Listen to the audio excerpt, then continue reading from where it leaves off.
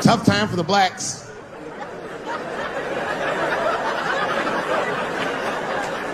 These are not good times for the blacks. I don't know if you know what I'm talking about, right? Police are killing us again. It's a very unfortunate set of circumstances because we were doing very well. You know, America has a racial hot seat. I think we can all agree that that's the truth. And we can also agree that that hot seat is traditionally occupied by African Americans in general, African American men in particular. Although I can see that in recent years, that seat has been occupied by Mexicans, and I dare say Arabs. And we, the black Americans, would like to thank you both for your sacrifice and your struggle. We needed a break. We needed a goddamn break. We all go through something, but at least I can leave my backpack someplace. If you Arab and forget your backpack, you got about 20 minutes before they send that robot to blow your shit up. Fuhad. Now ISIS is #1 on the terrorist charts. And ISIS is fucking scary. Because if ISIS catches you, they're going to cut your head off. That's what they do. I've seen them do it on YouTube. It was fucking awful. He looked right in the camera and say, "Obama, I am back." I saw that shit. I said, oh my God. Don't like.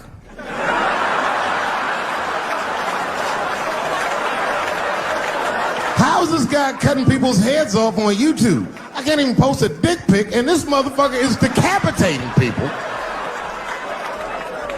I'm gonna have to change my settings. You know, everyone has it hard, but I think harder than black people and harder than Arabs and harder than Mexicans, you know who has it the worst?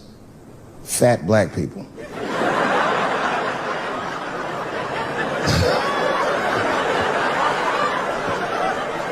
It's hard for white people to understand, but that's what I'm saying is very true.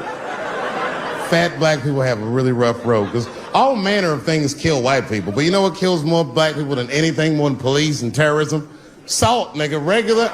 Here, white people are getting Ebola cures and shit, and meanwhile, I'm dying from fucking the flavoring.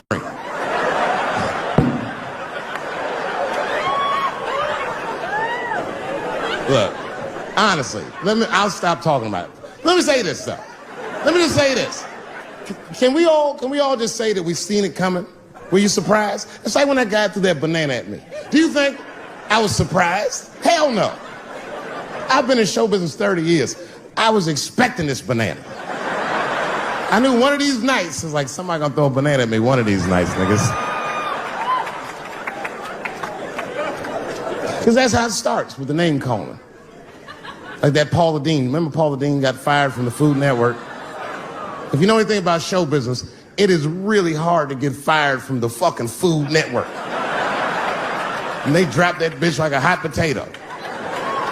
All because she called somebody an N-word 30 years before she had a show. I don't know who she said it to, but whoever it was just looking at her like, I'm gonna get you for this bitch.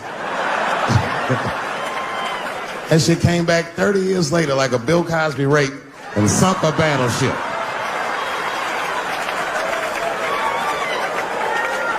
And every black person was mad, but we weren't like that mad. I was just like, well, how's this bitch gonna call me a nigga when she taught me how to fry chicken? That's not fair.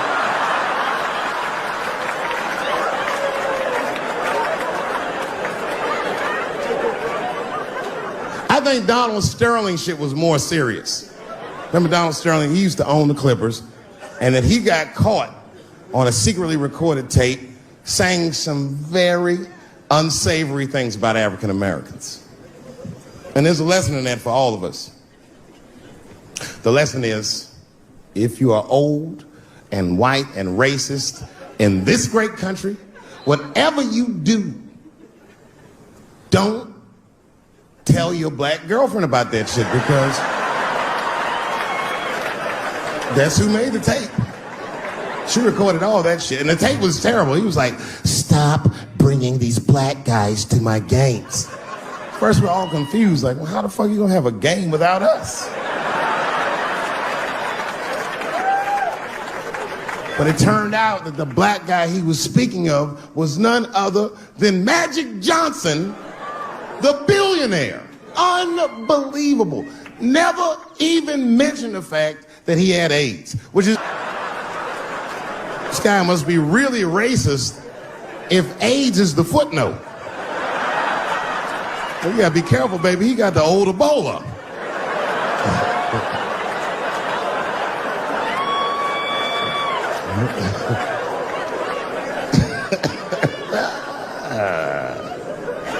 You can say what you want about that girl, but I'm gonna tell you right now, she is a goddamned hero. Because you might have thought these things were happening before, but now you can see it all in front of you without a shadow of a doubt. That shit actually went down. She sucked that old guy's dick. She really took one for the team on that one. It's really gross. This dick is like 80 years old. It's like tasting history.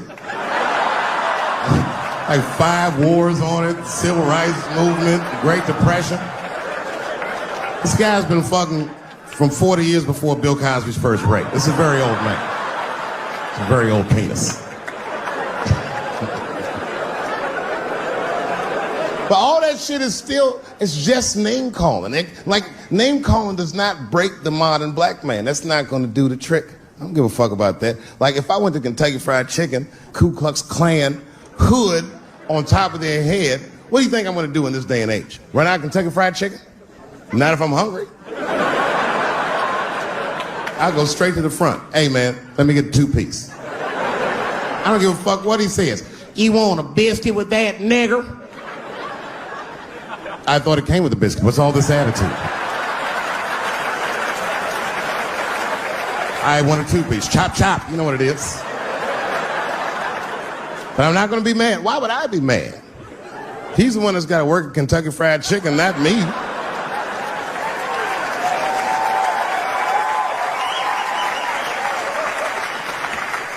Well, how about this? What if I lived in Austin and I had a white girlfriend? It's possible in Austin. As a matter of fact, some people say it's necessary, but that's not the point.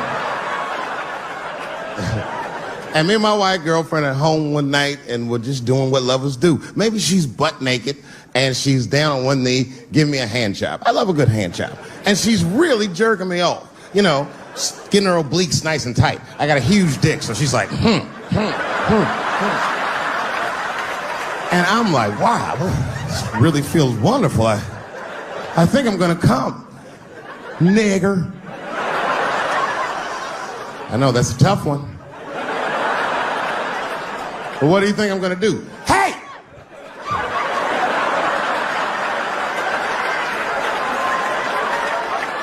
That's no time for integrity, ladies and gentlemen. I'm busting that nut in her face.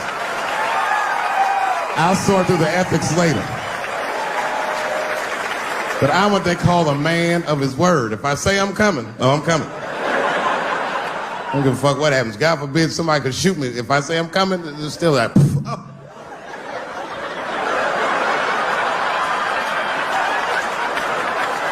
Doesn't mean I like getting shot.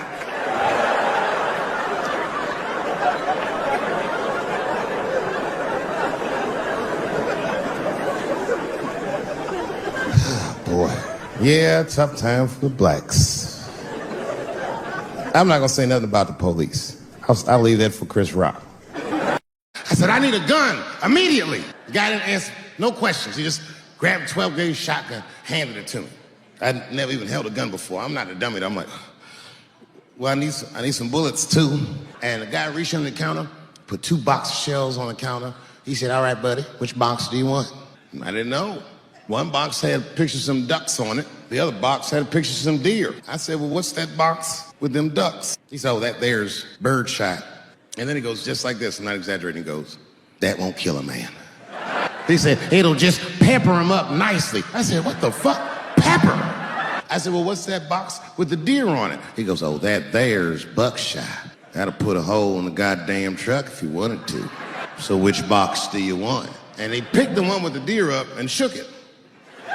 I thought he was trying to trick me. I was like, do you have a box with a picture of a white dude trespassing on it? Because it's exactly the strength I'm looking for. The fuck am I getting my kids vaccinated for an old-ass disease like measles? This is ridiculous. You might as well give them a diarrhea shot if you're so worried. Diarrhea has a bigger body count than the measles do. You know, diarrhea is funny today, but 100 years ago, if your ass had diarrhea, you were a goner. There was like a 0 chance of survival. You get that first squirt, uh-oh. Better start getting my affairs in order. But I don't have much time. It's diarrhea. It's very serious. You just watch your buddy slowly die in a pool of his own shit. I give up diarrhea. Too strong. Nowadays, your buddy just be like, oh, we got diarrhea. Just eat a banana, nigga. Drink some water. Let's get to the club. Still make last call. Because if these women were serious, you know what they would have done? They all would have fired their agents. And they would have went to the mailroom of one of these big agencies and found a woman that was busting her hump in there and said, if you want to talk to us, then you have to talk to her. And if they did that, then she would be big and they would be big and nobody would get fed to Harvey Weinstein. But did they do that? No. Was that their idea? No. Surprisingly, it was mine.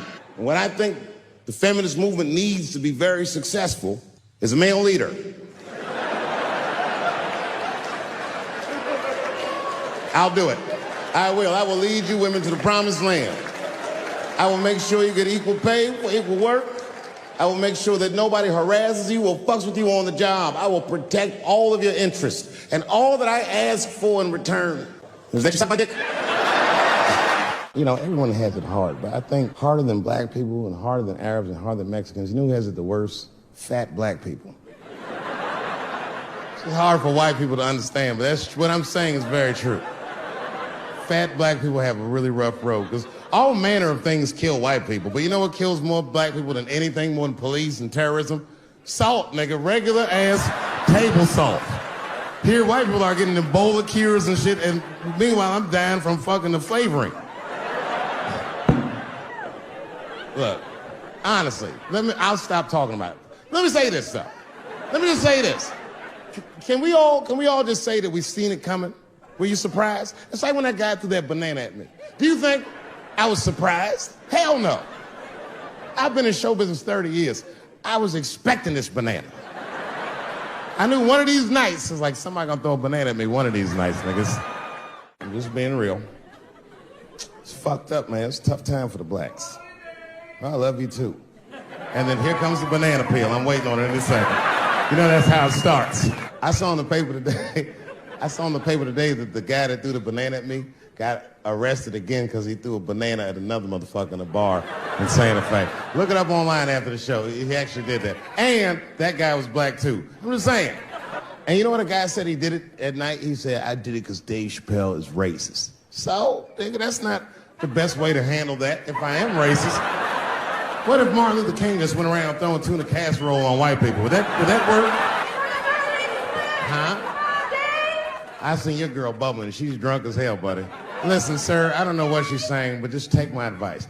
Get some water in her, or you're gonna have some dry pussy when you get home. I remember I was at this bar one time. This is that kind of bar it is. I was in there one time, I was fucked up, and I turned around to everybody in the bar, I go, hey, everybody, I'm gonna buy everyone in the bar around the drinks. And all the motherfuckers was like, hoorah! And the bartender knew I was drunk, so she pulled me aside. Mr. Chappelle, are you sure about that? That's going to be $16. Guess who was in the bar? I thought I was seeing things. I looked across the room, and I saw the trans bitch from the picture. I said, what is a trans person doing in a place like this? This is very dangerous behavior.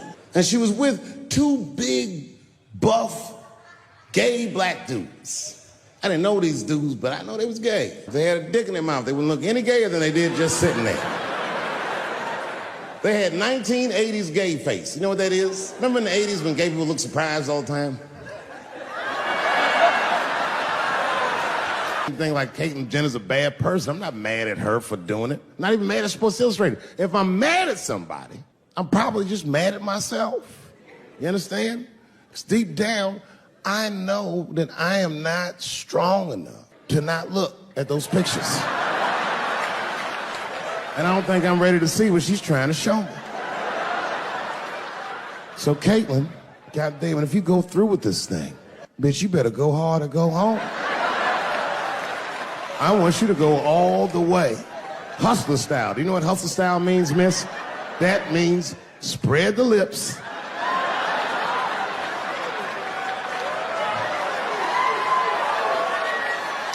I hope she spreads her lips and there's an itty bitty dick inside. Ah! The show is behind the curtains. Gender is a fact. You have to look at it from a woman's perspective. Look at it like this. Caitlyn Jenner, whom I've met, wonderful person. Caitlyn Jenner was voted Woman of the Year. Her first year as a woman. Ain't that something? Beat every bitch in Detroit. She's better than all of you. Never even had a period. Ain't that something? Oh, I'd be mad as shit if I was a woman. I'd be mad if I was me. If I was in a BET Awards sitting there and they're like, and the winner for Nigger of the Year, Eminem, my man. You can see it. You ever have this happen? This is how confusing it is. This is the practical application of what I'm talking about. Like a guy be out, this happens to a lot of guys. You be out at a club, bar, right? You're kicking with your boys, and a girl walks by, and man, she looks good. She looks good. Not good in that classical way. I mean, you know, I'm talking good like she got half her ass hanging out her skirt. Her titties are all mashed together, popping out the top of her turtleneck and shit.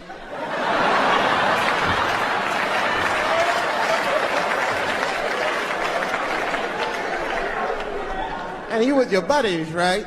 You with your buddies, you got a couple drinks in you, and you see a girl, you might try to talk to her. This might not come out right. I don't know what you say, but damn, look at them titties! The girl gets mad and says, oh, wait a minute. Just because I'm dressed this way does not make me a whore. Which is true. Gentlemen, that is true. Just because they dress a certain way doesn't mean they are a certain way. Don't ever forget it. But ladies, you must understand that that is fucking confusing. Just is. Now that would be like me, Dave Chappelle, the comedian, walking around the streets in a cop uniform. Somebody might run up on me. Oh, thank God. Officer, help us. Come on, they're over here. Help us. I'm like, oh, just because I'm dressed this way does not make me a police officer. You understand what I'm saying? It's like, all right, lady, fine. You are not a whore. But you are wearing a whore's uniform, I'll tell you that shit right now. Thank you very much for being here. But before I start tonight, I just wanted to read a brief statement that I prepared. I denounce anti-Semitism in all its forms. And I stand with my friends in the Jewish community. And that, Kanye, is how you buy yourself some time.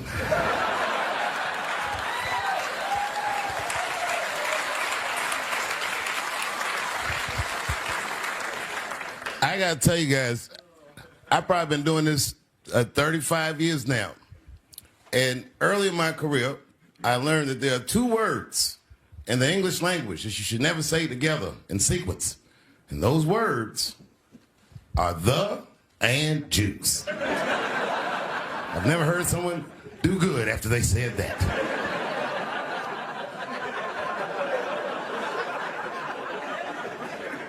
Kanye's got into some scrapes before. Normally when he's in trouble, I pull up immediately. But this time I was like, you know what? Let me see what's gonna happen first. Let's want to see where this is all going. I can't even remember how it started. Vaguely, I remember it started with a tweet, strange tweet. It was like, I'm feeling a little sleepy. I'm gonna give me some rest, but when I wake up, I'm gonna go DEFCON 3 on the Jews. And then he just went to bed. I was up all night worried. What is he going to do to the Jews?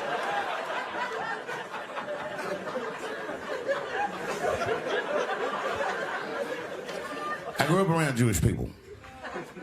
I have a lot of Jewish friends. So I'm not freaked out by your culture. I know a little bit about it just from hanging around. I'll be like, yo, let's go out at school tomorrow. They'll be like, we can't go out. It's Shana Na tomorrow. I'll be like, what? What is Shana Na? I had so many questions. Why do some of your people dress like Run DMC?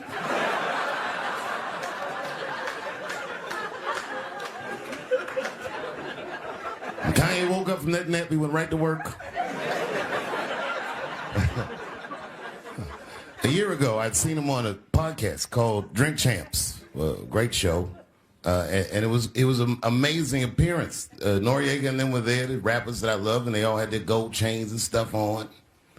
And Kanye said, only millionaires wear chains. They said, what? He said, I'm a billionaire. Billionaires don't wear their money on their body. I tucked my chain and I said, oh, snap. That's right. It was a good appearance. It was fun and funny. But when he woke up, he went on Drink Champs again. This time, he was on one. He was mad about something. He said, I can say anti-Semitic things, and Adidas can't trap me. Now what? Adidas dropped that nigga immediately.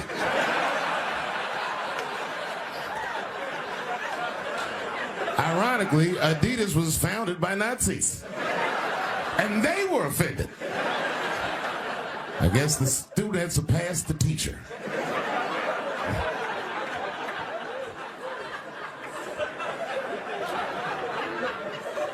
It's a big deal. He had broken the show business rules. There's just a rule, you know, the rules of perception. If they're black, then it's a gang. If they're Italian, it's a mob. But if they're Jewish, it's a coincidence, and you should never speak about it.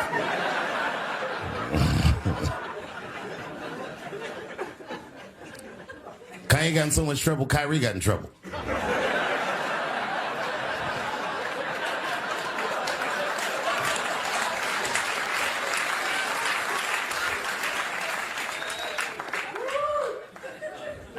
Kyrie Irving posted a link to a movie that he had seen on Amazon. No caption on the post or nothing like that. But apparently this movie had some, I don't know, anti-Semitic tropes or something. And it was some weird title like From Hebrew to Negro or something. And the NBA told me he should apologize, and he was slow to apologize. And then the list of demands to get back in their good graces got longer and longer, and this is where, you know, I draw the line. I know the Jewish people have been through terrible things all over the world, but you can't blame that on black Americans. You just can't. You know what I mean? Thanks to the one person that said who. A fair punishment would be he should just post a link to Schindler's List and y'all write your own captions.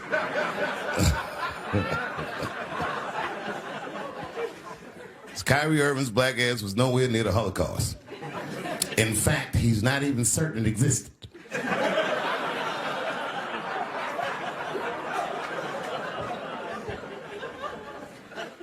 I saw one news pundit screaming about Kanye. She said, mental health is no excuse for that type of language. Yes, it is, bitch. You can kill somebody if you're mentally ill. Listen, okay, I don't think Kanye is crazy at all. I think he's possibly not well.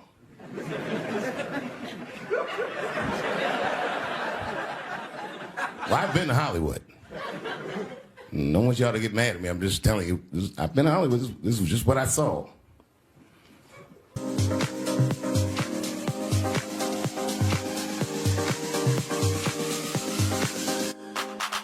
Whatever you do, don't fall for me. Don't put your trust in me. Don't even lie for me. I want you, honey. I don't get you. It's a lot of juice. Like a lot. You know what I mean? There's a lot of black people in Ferguson, Missouri. Doesn't mean we run the place.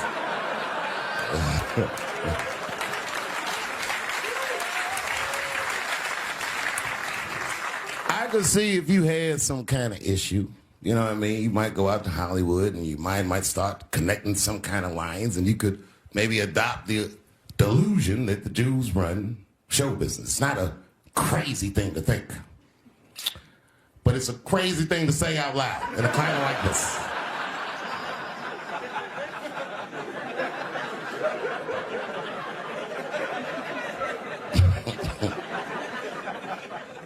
Now the midterms are over, and it's crazy climate. And I got to tell you, I feel like this midterm, like all of humanity, depends on it. And it's an ominous sign. The most ominous sign of the midterms, I believe, would be Herschel Walker, who I don't want to speak badly of because he's black. But I have to admit, he's observably stupid.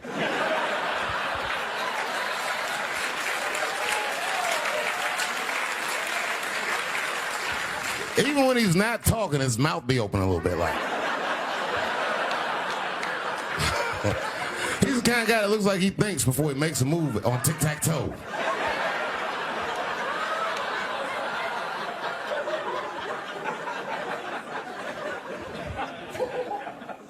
And I'm watching the news now, they're declaring the end of the Trump era. Now, okay, I can see how in New York you might believe this is the end of his era. I'm just being honest with you. I live in Ohio amongst the poor whites. A lot of you don't understand why Trump was so popular, but I get it, because I hear it every day. He's very loved. And the reason he's loved is because people in Ohio have never seen somebody like him. He's what I call an honest liar. Well, I'm not joking right now. He's an honest liar. That first debate, I've never seen anything like it. I've never seen a white male billionaire screaming at the top of his lungs, "This whole system is rigged," he said. And across the stage was a white woman, Hillary Clinton and Barack Obama, sitting over there looking at him like, "No, it's not." I said, "Now, wait a minute, bro. It's what he said." And the moderator said, "Well, Mr. Trump, if in fact the system is rigged, as you suggest, what would be your evidence?" You remember what he said, bro?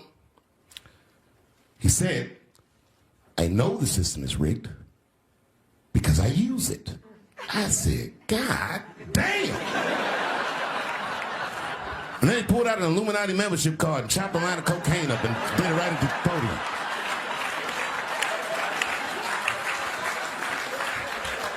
No one had ever heard someone say something that true. And then Hillary Clinton tried to punch him in the taxes. She said, "This man doesn't pay his taxes." He shot right back. "That makes me smart."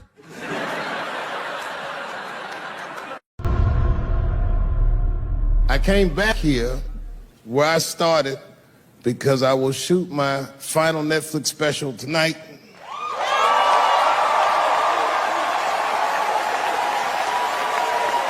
That's right. And after this shit, it's time to make America wait again. I've done too well. You know, if you black in show business and do too well, it's scary, nigga. Like, you got to get the fuck out of the casino while the getting's good, while you're still winning. If you don't walk away from the table, that's how niggas get Kevin Harted. You already know.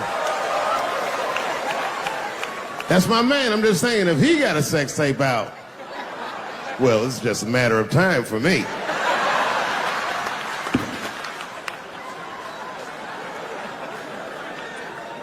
But you know why I be thinking sometimes I want to stop doing comedy? And you know, I don't want to sound like a braggart saying this, but the real reason I want to stop is because I'm too goddamn good at it. I'm not even exaggerating. It's not exciting. Every night before I come out on stage, I'll be backstage like, "I'm sure this is gonna go well." And it always does. I'm so good at writing jokes, and this is not even an exaggeration. I actually write jokes backwards. I will write a punchline with no particular setup in mind. I just put it on a scrap of paper, and I'll throw that scrap of paper in my fishbowl. I have a fishbowl in my house filled with random punchlines. And every once in a while, I'll shake the bowl, and I'll dig in there and just pull one out and see if I can make that shit work. And I picked one for this special. It's not an easy punchline to pull off. Are you ready? Yeah. Here it goes. The punchline is, so I kicked her in the pussy.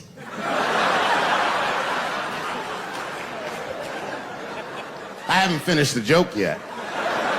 I just know whatever happens in the beginning of the joke, at the end of the joke, for some reason, I'm gonna kick somebody in the pussy. And it's going to be hilarious. And you know what's weird? I've always remembered a time when I wasn't. You know, when I was growing up, I was probably about 8 years old. And at the time, we were living in Silver Spring. Yeah. Yes. Common misconception about me in D.C. A lot of people think I'm from the hood. That's not true. But I never bothered to correct anybody because I wanted the streets to embrace me. As a matter of fact, I kept it up as a ruse. Like sometimes I'll hang out with rappers like Nas and them, and these motherfuckers will start talking about the projects. Yo, it was wild in the PJs, yo. And I'll be like, word, nigga, word. But I don't know. I have no idea. My parents did just well enough so that I could grow up poor around white people.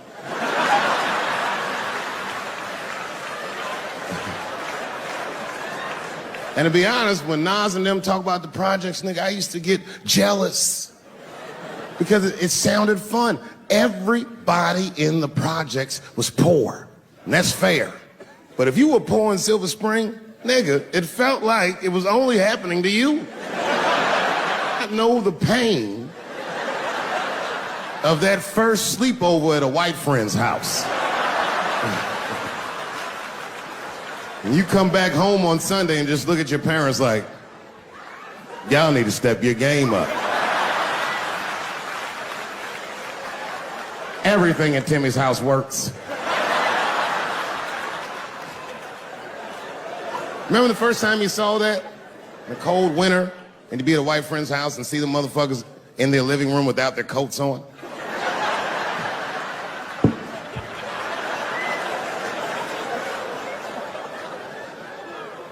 Timmy was one of my first white friends, like, in my life, man. He's a good dude, too. He moved to Silver Spring from Utah, of all places.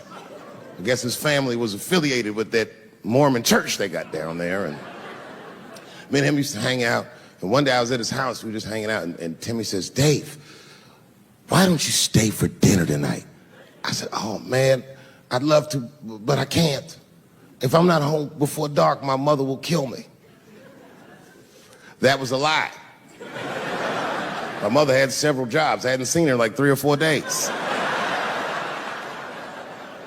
At that point in my life, it was my experience that white dinner wasn't delicious.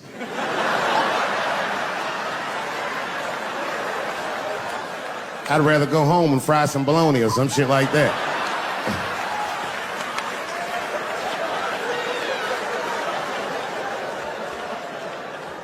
But then old Timmy threw me a curveball I wasn't expecting. He said, it's too bad you can't stay, Dave, because Mom made stovetop stuffing. I said, what the fuck, stovetop? Well, hold on, nigga, let me make some phone calls real quick. I had seen that commercial so many times, I had dreamt of getting my hands on some of that stovetop stuffing.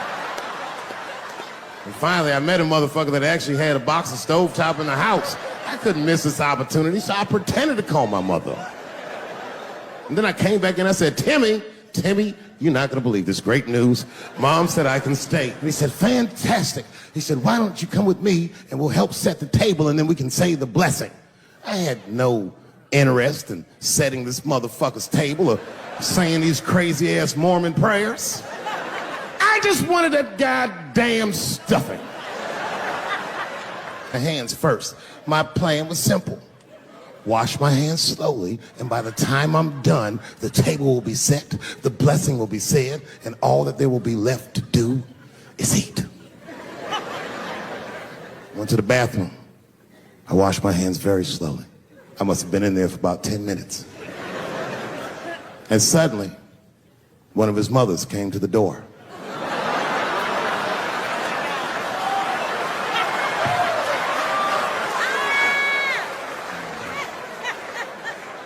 She was like, "Hi, David, right?" I said, "Yes, ma'am." She said, "Timmy tells me that you're planning on staying for dinner." I said, "I hope that's not a problem, ma'am." She says, "No, it's no problem. In fact, we'd love to have you. It's just that we weren't expecting company. And I'm afraid there's not enough stovetop stuffing for everybody." So I kicked her in the pussy. Bam! Ladies and gentlemen, I told you I'm dope, nigga. I told you what I was gonna say and you still didn't see it coming. And that's why I make the big bucks.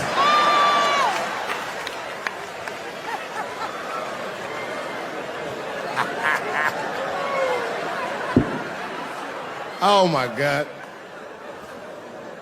But there's a more important reason that I would stop doing comedy right now. And this reason is the real reason that's been percolating, and it really is the crowd, not you. I'm talking about the crowd on the big stage. It's too hard to entertain a country whose ears are so brittle. Motherfuckers are so sensitive, the whole country is turned into bitch-ass niggas.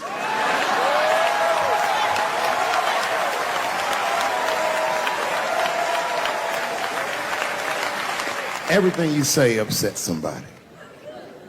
You know, I can remember when it all started. It was when I was doing Chappelle's show. When I was doing Chappelle's show, I used to do the show, and then on the weekends I do like concerts and shit like that. So I'm doing a concert, and there was a couple in the front row, beautiful couple. The wife was obviously Asian. You could see it in her face.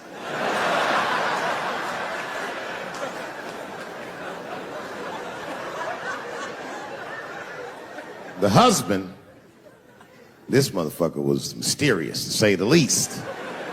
Couldn't quite pinpoint where he was from. Caramel-colored fella, very nice hair, but he could have been from anywhere. Bangladesh, Mexico. I can't guess with a nigga like this. All I knew for sure about this guy is that his wife was a bitch. I could see that in her face, too. No, he was laughing and having a good time, and she was scowling at me at a goddamn comedy show. I couldn't figure it out. And then I realized at some point that she was pregnant, and I was smoking on stage. I said, "Oh my God, that's probably why she's mad." So I started to put my cigarette out, but then she hit me with one of them fake non-smoker calls. So I just kept smoking. I thought to myself, "Bitch, that babe will be fine, relax." And I tried to break the tension. I just asked her. That's all I said. I go, "Hey, where are you guys from anyway?" And I could tell that she was on to me. She goes, very condescendingly, she says, "I'm from California. If you're asking my ethnicity, I am Chinese." He was like, "I'm Mexican, bro." I said, "Well, I'm sorry if I offended you by asking, but you're a very beautiful couple. And miss, there's no question that you're going to give birth to the hardest working baby this world has ever seen."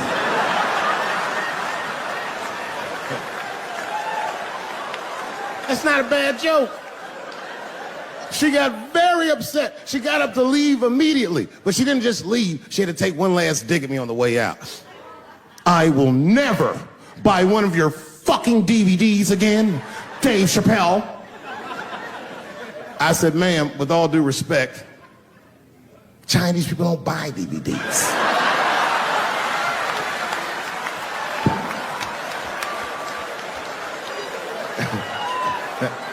And the crowd went crazy. We were all laughing, having a good time. I didn't even think anything of it.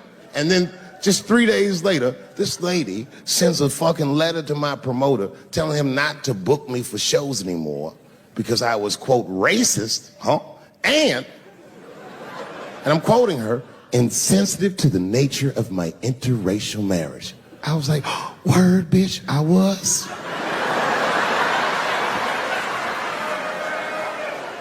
If she would know that I myself am in an interracial marriage. That's right. In fact, my wife is Asian too. Surprise, bitch, I'll see you on Thanksgiving.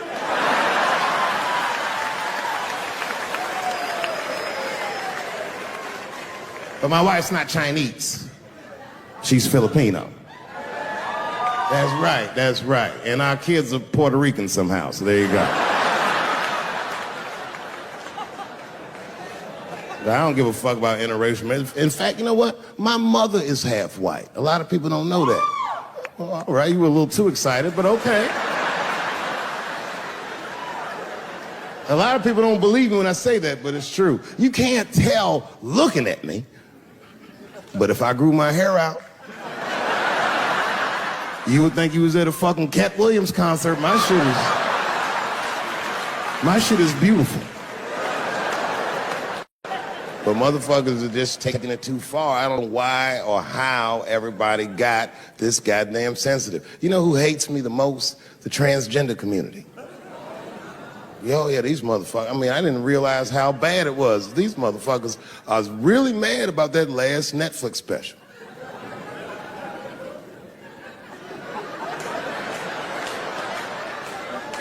It's tough, man. I don't know what to do about it because I like them. I always have. Never had a problem with them. You know, just fucking around. As a matter of fact, I think I make fun of everybody. And I mean, as a group of people, they have to admit, it's kind of fucking hilarious, man. I'm sorry, bro. It's like, I've never seen somebody in such a hilarious predicament not have a sense of humor about it. They're born feeling like there's something other than they're born as, and that's kind of funny, you know? I mean, it's funny if it's not happening to you. It's like that white black bitch that's in the news all the time. Rachel Dolezal. She's a white woman, but then she dressed up like a nigga and shot her way up to the very top of blackness. And I always wanted to meet her just so I could understand. I just wanted to like have dinner with her so I could just look in her eyes and call her a nigger to her face. The fuck is that bitch talking about? I identify black. That is trans talk, lady. Stop biting. Stop biting. There's a big difference between her and a trans. The difference between her and a trans is I believe transgenders. I don't understand them either, but I know they mean what they say. Them niggas cut their dicks off. That's all the proof I need. I've never seen somebody just throw their dick away. Don't need it.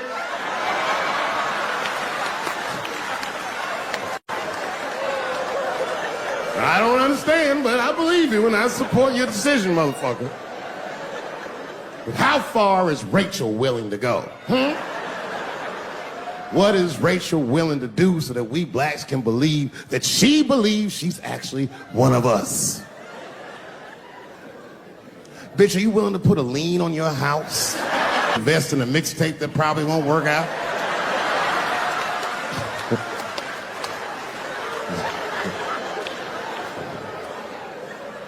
She didn't even change her name. Didn't even change her name. Her name is Rachel. I can't believe in that name. If you want my support, you're gonna have to change your name to the blackest shit I've ever heard. Bitch, you're gonna have to change your name to Draymond Green. I don't know a blacker name than that. That shit is black on paper. If you type Draymond Green into Airbnb, that shit will log off automatically.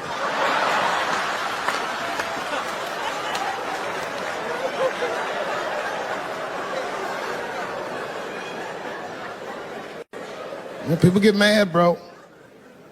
People get mad about everything I say. I was doing a show. I was in Portland, Oregon, and I was checked in a hotel under the name Charles Edward Cheese.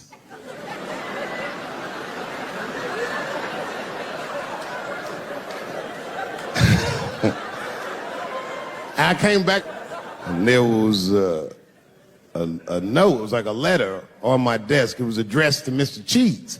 So obviously, I'm going to assume that whoever wrote this letter must be an intimate friend of mine. This is not some kind of name that a person would just guess. But then I open the letter, and it turns out I don't know this person at all. It's a fan letter. You know, I'm not even used to the idea that I have fans, but I'm grateful for it.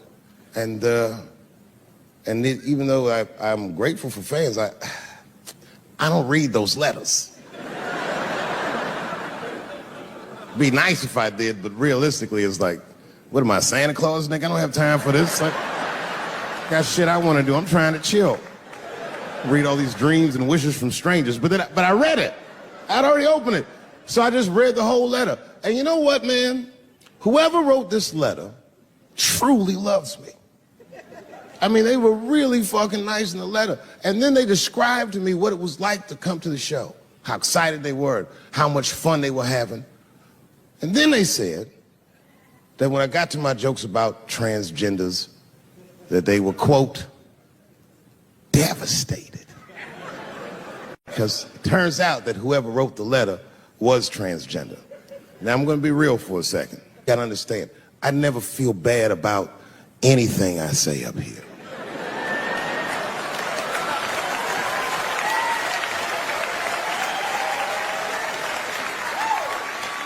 And I would never admit this to you if I hadn't locked your phones up.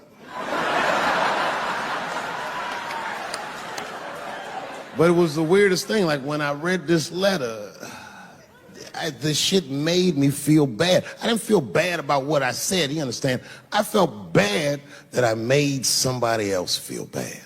To be honest, I don't even know what I said that upset that person. I have so many transgender jokes.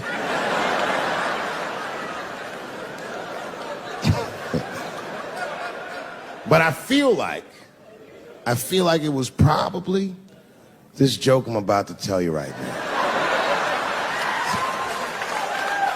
And it's not even that bad of a joke. It's a true joke. I mean, it's not true, but I had read in the paper that Caitlyn Jenner was contemplating posing nude in an upcoming issue of Sports Illustrated.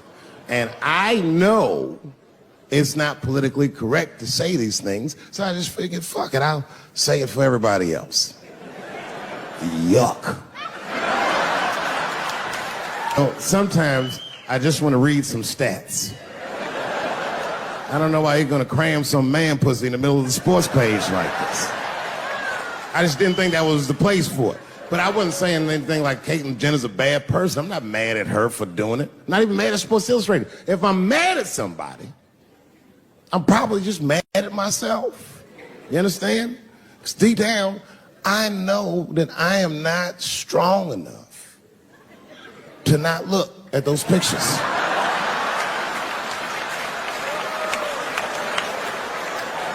And I don't think I'm ready to see what she's trying to show me. So Caitlyn, goddamn it, if you go through with this thing, bitch, you better go hard or go home. I want you to go all the way. Hustler style. Do you know what hustler style means, miss? That means spread the lips.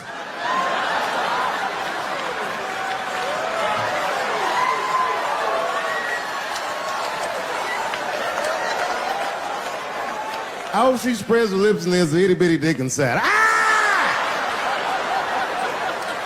The show is behind the curtains.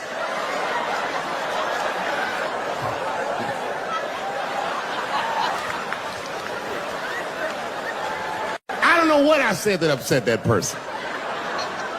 But I'm going to tell you something.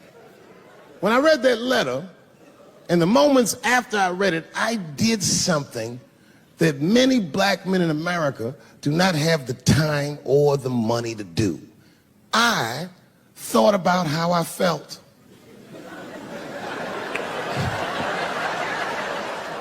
I asked myself a very basic question that I don't think I ever directly contemplated. I said, man, Dave, if you're writing all these jokes, do you have a problem with transgender people? And the answer is absolutely not. The fuck do you guys think I am? I don't understand all the choices that people make. But I do understand that life is hard and that those types of choices do not disqualify you from a life with dignity and happiness and safety in it.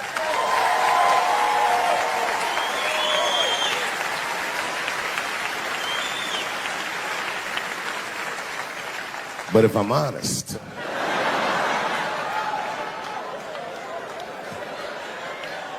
my problem has never been with transgender people. My problem is transgender people. I just feel like these things should not be discussed in front of the blacks. It's fucking insulting, all this talk about how these people feel inside. Since when has America given a fuck how any of us feel inside?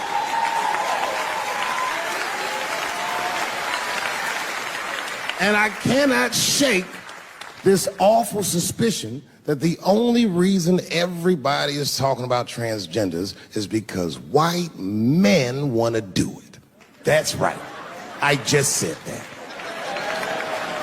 If it was just women that felt that way, or black dudes and Mexican dudes being like, hey, y'all, we feel like girls inside, they'd be like, shut up, nigger. No one asked you how you felt. Come on, everybody, we have strawberries to pick. It reeks of white privilege. You never asked yourself why it was easier for Bruce Jenner to change his gender than it was for Cassius Clay to change his fucking name?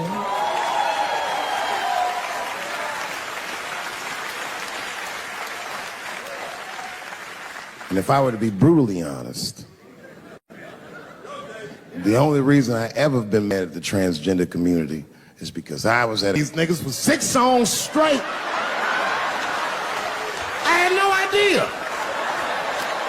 And then the lights came up and I saw them knuckles. I said, oh no! And everybody was laughing at me. Hi, world star.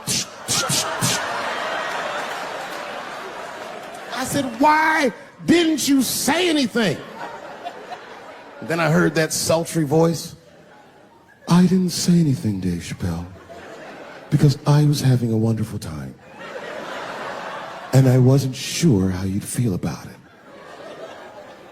I said, you knew how I'd feel. And she said, I'm going home. I don't want any trouble from you. I said, home? It's only 2 songs left. I mean, we might as well finish tonight. And we ended up having breakfast together. Oh, grow up. That doesn't make me gay. I just titty fucked her. These titties are as real as any titties in L.A. It's 2 o'clock in the morning. I was just borrowing a little friction from a stranger. Whoops.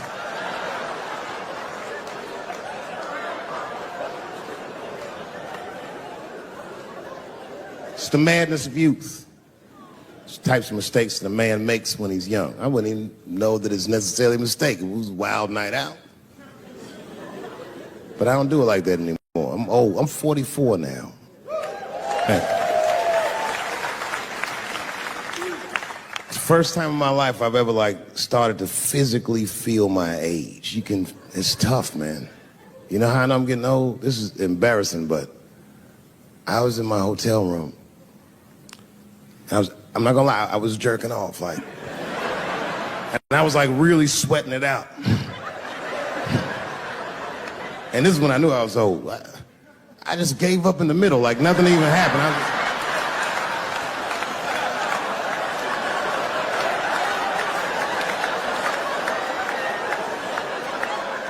I don't like looking at my dick anymore.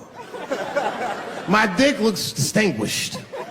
It's old, an old looking dick. It's got salt and pepper hair all around it. My dick looks like Morgan Freeman in the 90s. Without the dots. My dick narrates. Dave pulled me out and started jerking me around and jerking me around. But not with the same vigor as when he was young. He and I both knew nothing was... I see my age in my children.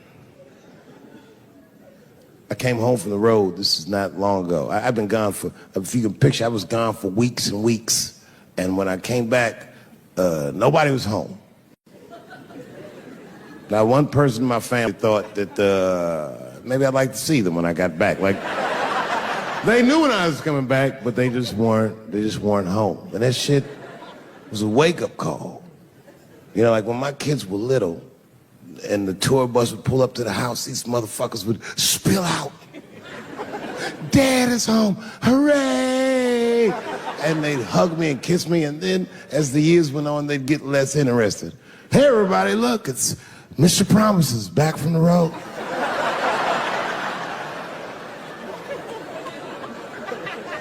But empty house, that's some cold shit. And I went into my oldest son's room. I was like, hello, hello. He was gone. And I'd never done this to him before, but for some reason I just did it. I just looked through his shit. Just to see who this motherfucker was becoming. And I found these notebooks and I started going through them. Written as his handwriting. I didn't even know this nigga wrote poems. And then I looked through his drawers and I opened up his middle drawer. And I found this rolling paper.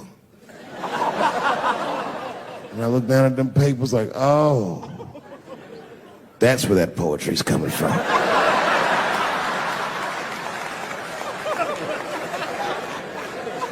And that shit broke my heart. I mean, I smoked weed, but I mourned my son's innocence. And I cried a little bit. And I took his papers upstairs to my room. Rolled some weed that I'd hid from the family. And I got really high. And then I got paranoid, so I put his papers back how I found them.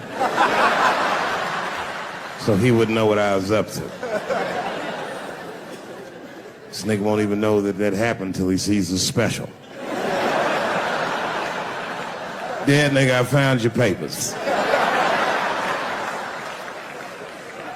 He's a cold motherfucker. Let me tell you, this kid is only 16 years old. Listen to what he did to me. This motherfucker calls me up in the middle of the night. It was 1 o'clock in the morning. He goes, Dad, don't be mad. I knew something was, what's going on? He said, listen, I'm fine. And don't forget, you told me to do this. I'm at a party, and my designated driver had too much to drink. And me and my friends need you to come pick us up. I said, Jesus Christ, it's 1 o'clock in the morning, nigga. I am shit-faced.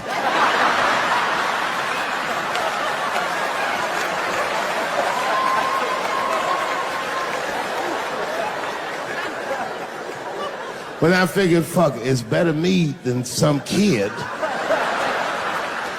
I might as well roll the dice and go pick my nigga up. I said, all right, I'm coming to get you. Just give me the address and I'll be right there. And then he gave me the address and I was shocked. I said, son, you are not gonna believe this, but I'm at the same party, nigga.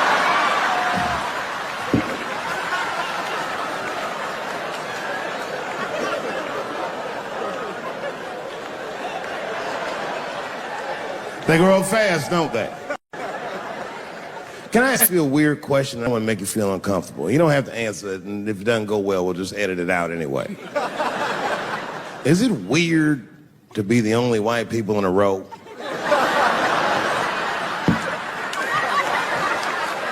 Is it weird? I mean, to be honest, does it feel strange? Are you worried at all? Give me your money, motherfucker. I'm just fucking around. I'm just saying. This guy got ice in his veins. He didn't even buckle. You know, like many black men my age, the first time I voted was 8 years ago. Right. I saw Obama on TV and said, oh, I'm voting for this nigga. I remember the day I voted for Obama. I voted in Ohio, and my vote matters in Ohio. Ohio is a battleground state. But when I pulled up to the polls, all the soldiers were in line. There were so many black people in that goddamn line, I didn't even know it was a polls. I thought it was a check cashing place.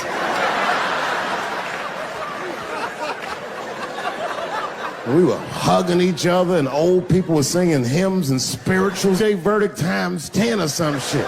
I've never seen black people that happy. 8 years later, I'm pulling up to the polls again. This time I'm driving a brand new Porsche because the Obama years were very good to me.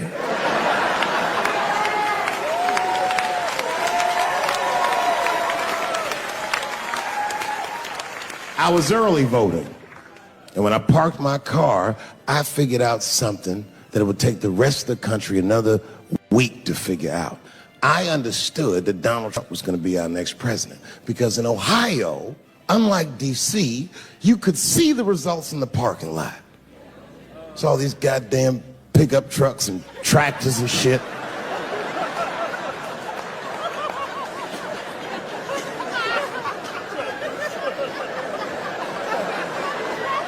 And then I walked up and I saw a long, long line of dusty white people.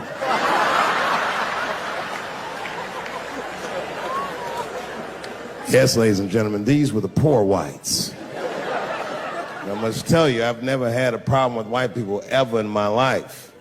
But full disclosure, we've gotten a lot of trouble out of them. And I've never seen so many of them up close. I looked them right in their coal-smeared faces.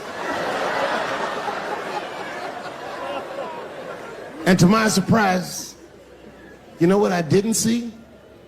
I didn't see one deplorable face in that group. I saw some angry faces and some determined faces, but they felt like decent folk. No, they did. In fact, I'm not even lying, and I didn't sound fucked up, but I felt sorry for them. I know the game now. I know that rich white people call poor white people trash. And the only reason I know that is because I made so much money last year, the rich whites told me they say it at a cocktail party.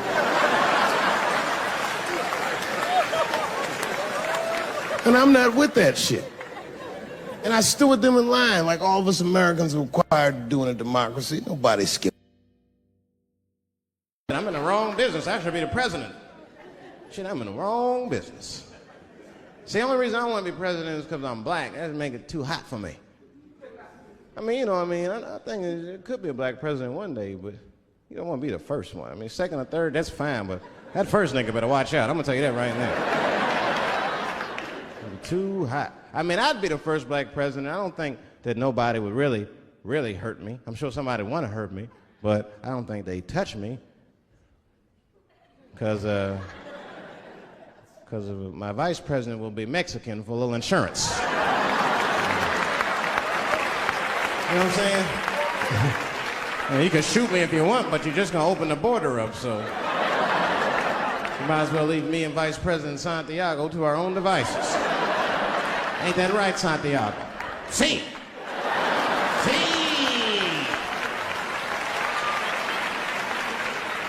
Elian can stay. Don't worry, I don't got no Elian jokes. All I'll say about Elian is thank God he's Cuban. Because if he was Haitian, you'd have never heard about his ass.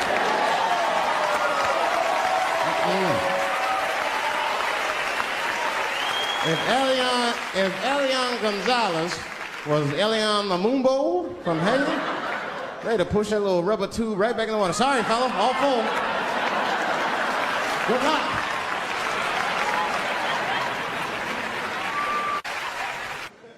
Scared to death of these police. I am, nigga. I got a police scanner. First money I got, this is the first shit I went out, bought me a police scanner. I just listen to these motherfuckers before I go out, just to make sure everything's cool. You hear shit on it. Calling all cars, be on the lookout for a black male between 4'7" and 6'8". Staying in the crib tonight, fuck that. Gotta work on that alibi for a minute. Every black person needs an alibi. I do them impromptu joints. If I'm by myself and need out, I'll just open up the windows in the apartment, turn all the lights on, start beating off right in the window. Look at me. Hey, everybody, look, it's me, Dave Chappelle. I'm crazy. I'm jerking off. Note the time, motherfuckers. It's 2:35. Look at me. I'm jerking off in the window. 2:35. Comedian Dave Chappelle is June 10th. Note the time.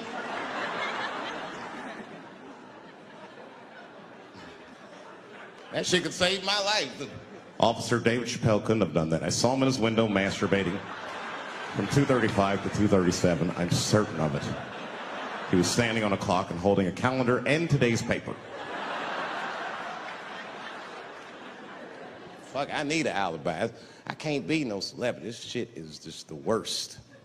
I'm seeing it. I see why stars are crazy, man. These motherfuckers. I went to Disney World with my kids, which is a big deal for me. I don't get to see my kids so much. I do Chappelle show 20 hours a day, sleep for like half an hour, raise my kids for 10, 20 minutes, and I go back to work. Now, this particular day, I got to hook up with the kids. We went to Disney World. Everybody at the park, fucking everybody. Hey, Rick James, bitch. Hey, I'm Rick James, bitch. It's like, hey, man, hey. You mind not calling me a bitch in front of my kids? Time out, motherfucker. We take a day off. Even Mickey Mouse did it. I said, this is the most unprofessional shit I have ever seen in my life. Rick James, bitch. Oh, I was fed up. I caught that motherfucker with an uppercut. Bop! Knocked his head clean off. Everybody was screaming. Oh my God, oh my God. Mickey Mouse is Mexican. That's the thing, there's so much stuff to worry about. You know, the more you know, the more you don't know and shit. You know, like a lot of people be telling me, Dave, you know, you just gotta relax. The racism thing be bugging you too much. I be thinking about it. Sometimes shit'll happen. You know, a lot of black people can relate to this. Have you ever had something happen that was so racist that you didn't even get mad? You were just like, God damn, that was racist. I mean, it was so blatant, you were just like, wow. Like, almost like it didn't even happen to you. It was like a fucking movie. That was like you was watching Mississippi Burning. Wow. That happened to me. I was in Mississippi. I was in Mississippi doing a show, and I go to the restaurant to order some food, and I say to the guy, I say, I would like to have, and before I even finish my sentence, he says, the chicken. I'm like, what the fuck? I could not believe it. Could not believe that shit. This man was absolutely right. I said, how did he know that I was going to get some chicken? I asked him, I said, how you know that? How did you know I was going to get some chicken? He looked at me like I was crazy. Come on, buddy. Come on, buddy. Now, everybody knew as soon as you walked through the goddamn door, you're going to get some chicken. There's no secret down here that blacks and chickens are quite fond of one another. Then I finally understood what he was saying, and I got upset. I wasn't even mad. I was just upset. I wasn't ready to hear that shit. All these years, I thought I liked chicken because it was delicious. Turns out I'm genetically predisposed to liking chicken. I said, what? I got no say in the matter. That guy ruined chicken for me. I'm scared to eat it in public. I want somebody to see me and say something. You know what I mean? Like, you be eating some chicken?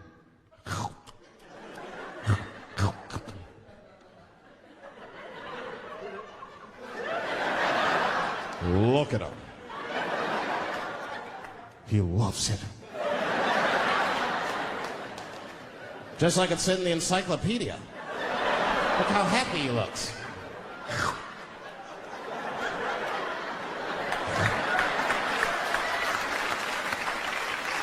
Sometimes the world be too much to deal with. That show business be crazy. That's where the cultures really collide. Show business bring a lot of races together. Sometimes it works, sometimes it don't. This is one thing that happens that's funny. You know, sometimes I'll be on a business call, right? You know, like with a lawyer or something. You know, my lawyers be white, and and like we'll be on a call, right? And they'll be like, "Oh, okay, Dave, we're gonna close the deal. Was that fine with you?" I'll be like, "Yeah, that's good for me." Great. Great. You have a good weekend, Dave. I'll be like, all right, you too, man. Peace. Oh, all right. Bye-bye.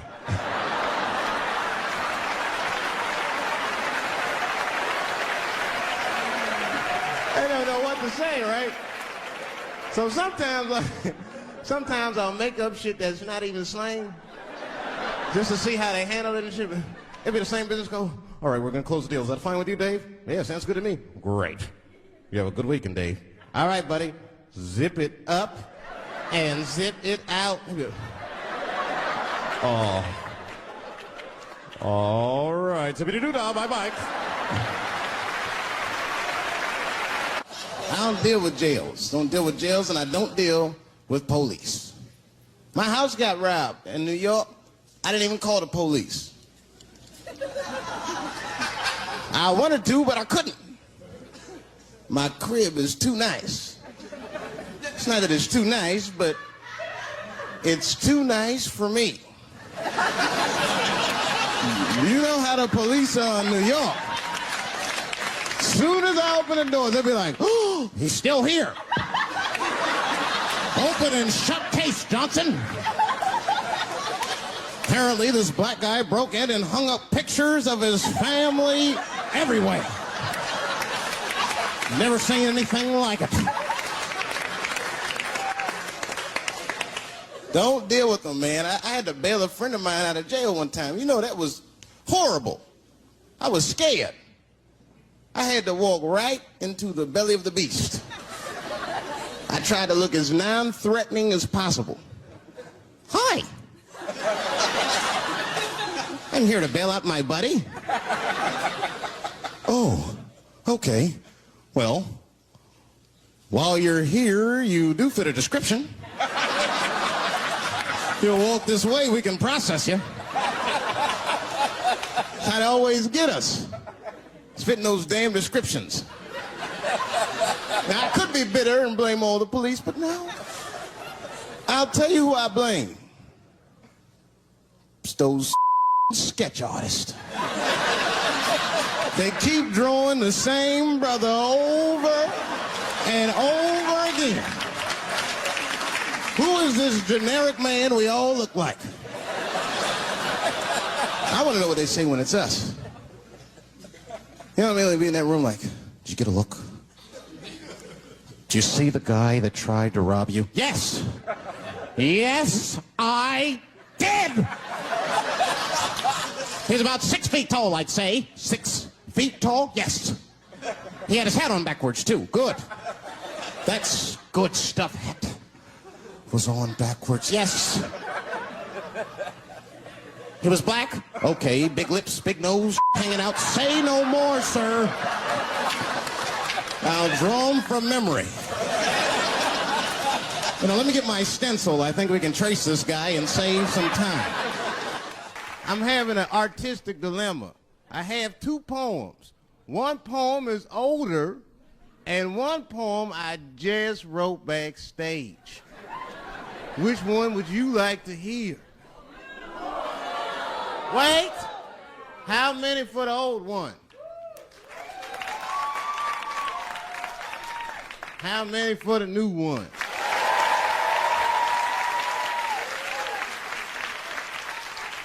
All right, so remember, if it sucks, you ask for it.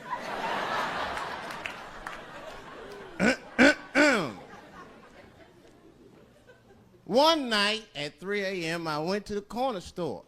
I forgot why. Oh, that's right, I wanted a bite. I had the munchies because I was high. The store is owned by Mr. Fong, and every day he sees me, he does me wrong. He's Korean. Now, I'd never say I hate all Korean people. I haven't met all Korean people. That hate talks for savages. But even though I don't generalize, I do percentages and averages. So far, I hate 1 out of 5 Korean people I've met so far. So I come in the store. Hello, Mr. Fong, I say. And he just scowls at me. and growls at me. Buy something. Hurry up. Now look, I'm not stealing in the least, but if you're shopping and you know someone's watching you shop, that shit'll make you look like a thief.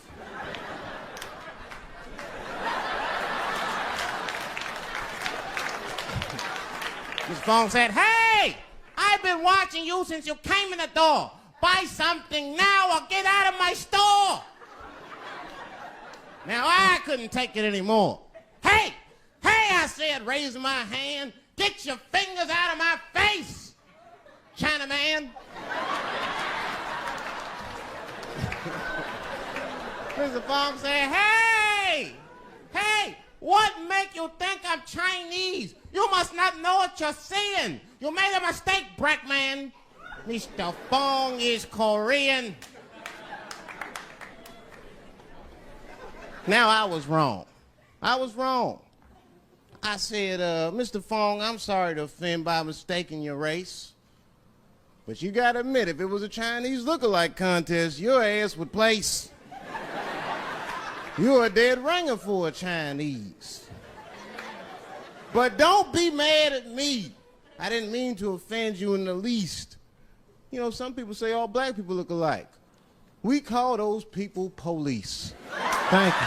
Just one time racism saved my life, man. I was on a plane. I was coming from overseas, and I don't know how this guy got a machine gun on the plane, but he stood up, man. He said, "Everybody, get on the fucking ground. Nobody look at my face." I started freaking out. Because he was Chinese, I was like, why is he talking like that?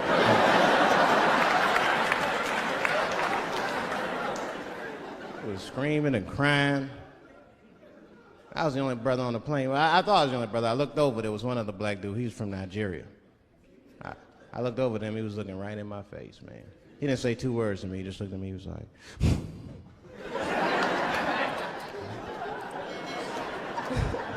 He didn't need to talk, I knew just what he was talking about. I looked right back at him, I was like...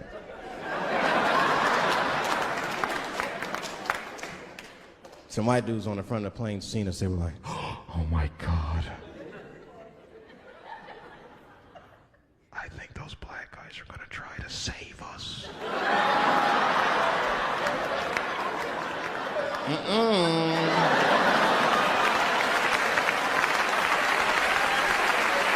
We were just communicating that we understood the situation. We were both seeing the same thing. What we understood was simple. Terrorists don't take black hostages. That's the truth. I have yet to see one of us on the news reading a hostage letter. They is treating us good. We all chilling and shit. I'd like to give a shout out to Ray Ray and Big Steve and Central Newport.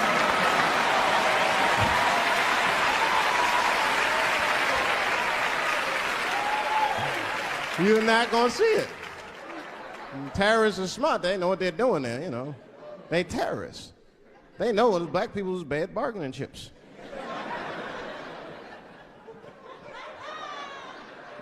They called the White House and said, "Hello? We have got 5 black... Hello?"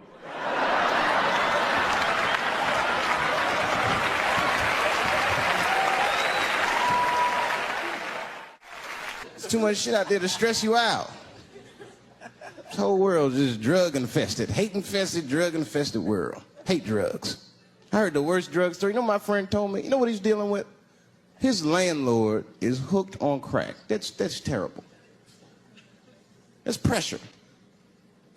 Your landlord's hooked on crack, that means you've gotta have the rent. He come around all the time. "You got the rent." It's not even due yet, it's the 10th. "Come on, I need it!" "Let me just get $20 of it now and then just give me the rest of the end of the month." Every couple hours, "Hey, look, I'm gonna need some more of the rent. This building's falling apart, things came up." Comes home early from a party, Landlord's in the crib going through his shit. What are you doing in my house? Ah! Where's the sink? I came to fix it.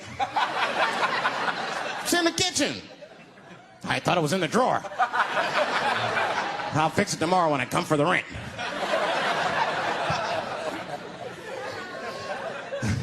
You know what I hate about drugs? I hate when like people my age and older get hooked on crack. I hate that shit. You're too old to be experimenting with the drugs at a certain point. You should be past that. You ain't doing it by a certain point. You just miss it. Drugs are really for old people anyway. You 75, you've earned the right. Shit, if I was 75, I'd do coke, heroin, everything. I wouldn't give a fuck. I'd be walking down the street, they'd be like, boy, that old man is tripping.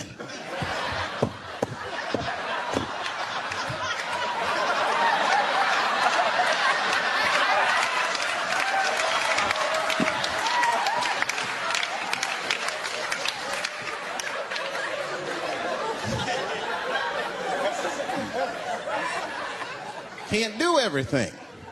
Maybe weed. If you're gonna do something, do a little weed. Weed's not as bad as everything else. Weed is a background substance. You know what I mean? You can smoke some herb and still function. And you ain't crisp, but you'll function. Nothing higher than weed, though. I made that mistake one time. I was at a party, some guy gave me some shit. He's like, here, man, take this. It's fucking mushrooms. I took it, I forgot all about it, you know. Then a couple days later, I found that shit in my pocket. I'm thinking, why not? Because I'm thinking it's like weed, some background shit. I planned my whole day out like it was weed. I'll chew this shit up, then I'll go to the barber shop, get my hair cut, and then I'll see a movie.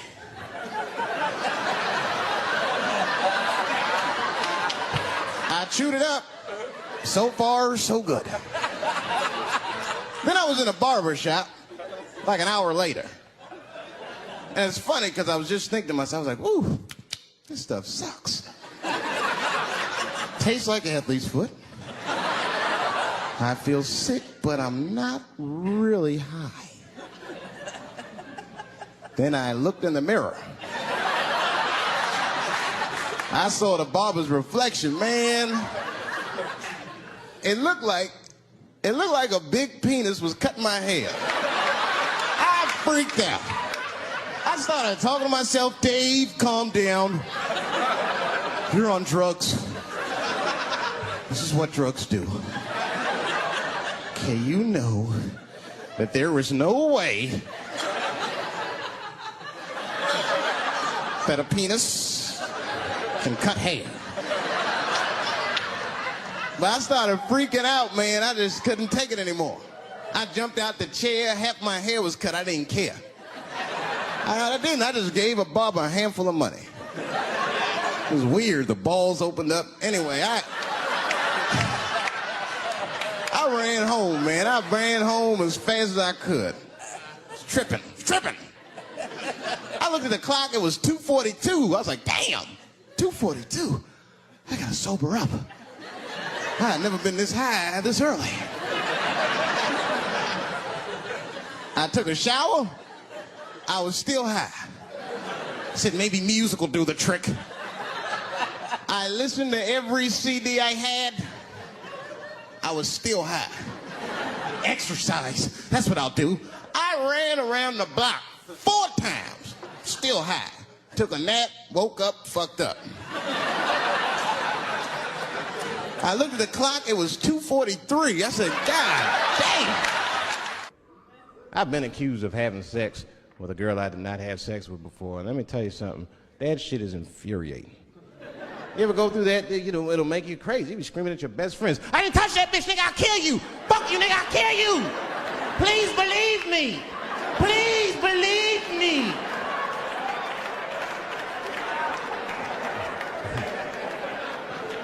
And Clinton didn't do it like that, did he?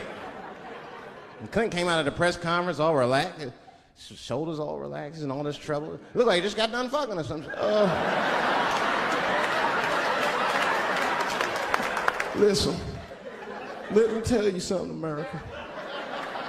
I don't think you heard me the first time. I did not have sexual relations with that woman, Miss Lewinsky.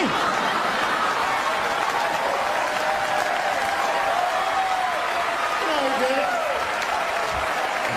You know he did it.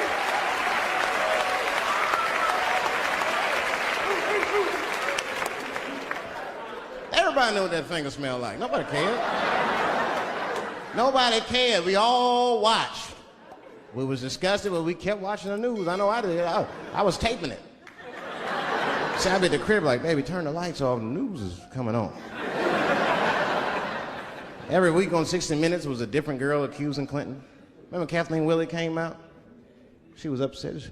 The president called me into his office. He began massaging my breast slowly. I'm sorry.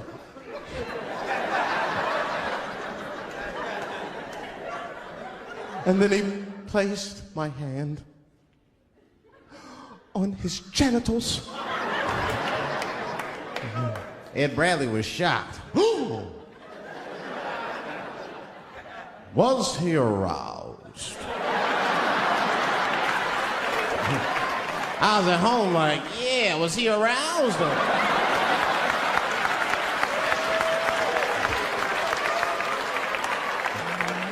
And then Ed Bradley looked right in the camera. He said, don't bust that nut yet. We'll be right back.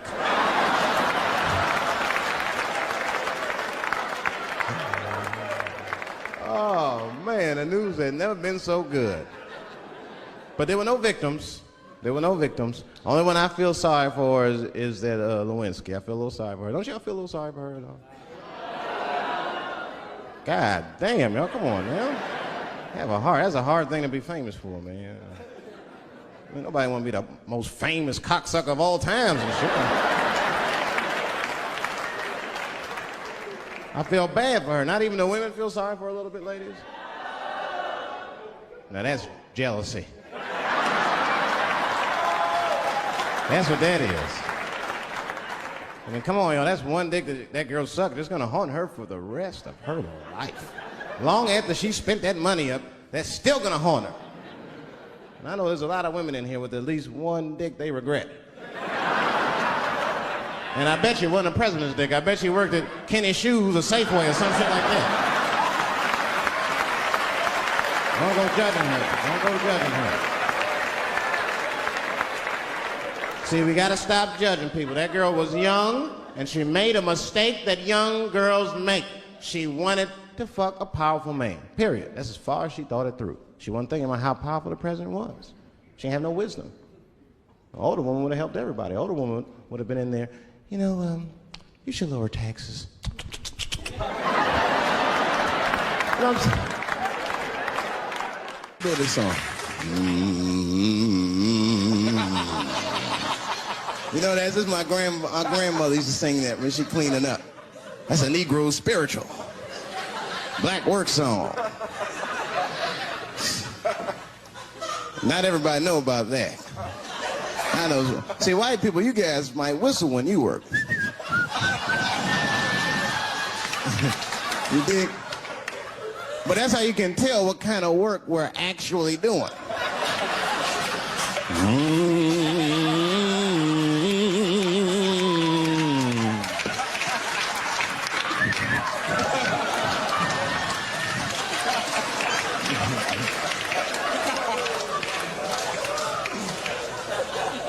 I study that kind of I do. Anything that has to do with race. I read a little here, see a little there. And I travel. That's always good. Traveling has made me a racism connoisseur, if you will. You know, it's different from region to region. Anyone ever been down south? So you guys know what I'm talking about. Now, the racism down there is just... it's perfect. It's due to a perfection. It's comfortable, it's out in the open. There are no secrets in Mississippi. Everybody knows the deal. Morning, nigger. Morning, sir.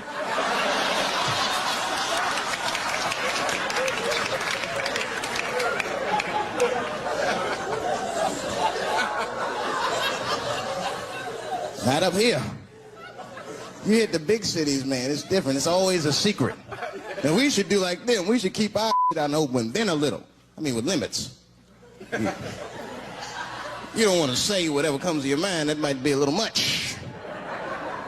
White dude be walking down the street minding his business, and the brother walk up to him. Hello, you white oppressor, you slave master rapist of Africa. Why, hello, my big lip spear chucking friend. Touche, honky. So, Whitey, what did you do today, huh? Oppress a new land and make the people there Christians against their will?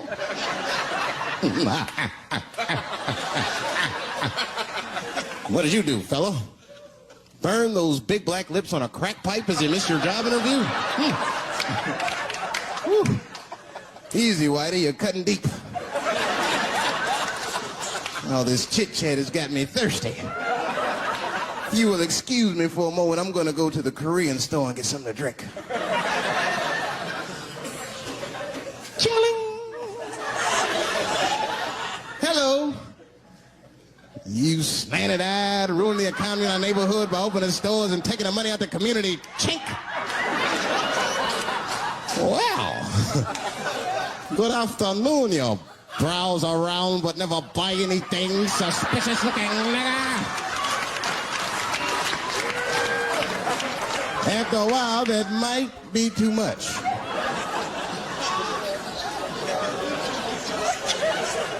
But you can't help it. If you're an American, you're a racist. We brought up from the beginning to think in generalizations. We never look at the individual. We rarely look at the individual. I'm a racist. I know I'm a racist. You know how I know? The other day, I caught myself being racist against myself. There's so much going on, I got mixed up. Forgot whose team I was on.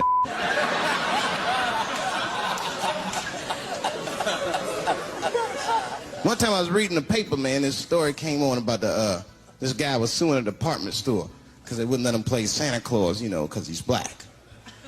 And I was actually, like, relieved when the department store beat him. That's bad. But I wasn't ready for that. I wasn't ready for the idea of a black Santa Claus, man. That would suck. So we wouldn't get our presents to the 28th, 29th. Sorry I'm late, kids. Santa got caught up with some in Vegas. I had to sell some toys to get back, shit. Where them cookies at?